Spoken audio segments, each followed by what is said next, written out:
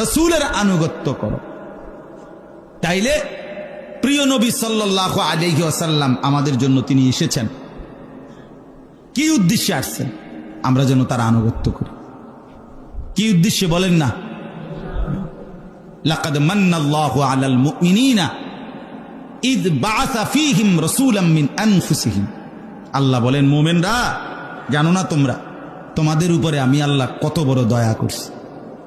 আল্লাহ বলেন, আমার ইমানদার বান্দাদের উপরে আমি আল্লাহর পক্ষ থেকে সবচেয়ে বড় যেই দয়াটা করেছি সেটা হলো আমার রাসূল তাদের জন্য পাঠাইছি। কোরআনের আয়াত। লাকাদ মান্নাল্লাহ, আল্লাহ বলেন অবশ্যই আল্লাহ সর্বোচ্চ দয়া করেছেন আলাল মুমিনিন, মুমিনদের উপর, মুমিনের উপর। ওই জিভুত বিয়া দিছে, হ্যাঁ এইটি কোনো মানুষের সবাই বিয়া দেয়। বা বিল্ডিং করছেন, ঘরদুয়ার করছেন, টাকা পয়সা হয়েছে, ভাত তরকারি কান গুমজান ফেসাব পায়খানা করেন, হ্যাঁ বন বিড়ি চা বিস্কুট এই খামখেয়ালি এই কিছু, এগুলোর হিসাব এ তো কিছুই না। এ তো হাইওয়ান জানোয়ারেরও মিলতেছে। এ তো কাফের মুশরিক বেঈমান নাস্তিক মুরতাদ হিন্দু বৌদ্ধ ইয়াহুদি খ্রিস্টান সবার মিলছে কিনা বলেন না? তো এটার আশ্চর্য কি? এটার মধ্যে একটা এত হিসাব দেওয়ার কিতা আছে? এই কথা শুরু করলে হেতে এইগুলা কর, এই ফুতে কি করে, মাইয়া কি করে, জিয়ে কি করে, বিল্ডিং করছে কেমনে করছে।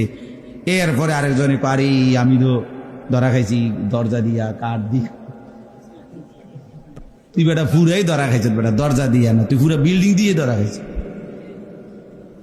ফালতু কথা এগুলো বলেন, কোনো অর্থ আছে এগুলোর? কোনো নাই। এই সব মানে দুনিয়া বুঝাইতেছে একজন আরেকজন, এই শূন্যই তৃপ্তি, একজন আরেকজনে বলে তৃপ্তি না। বাপ আল্লাহ তাআলা বলেন, ওমা আরসালনা মির রাসূলিন ইল্লা লিইউতাআ বিইذনিল্লাহ।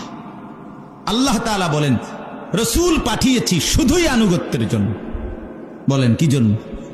আবার বলেন, আবার বলেন, শুধুই আনুগত্যের জন্য।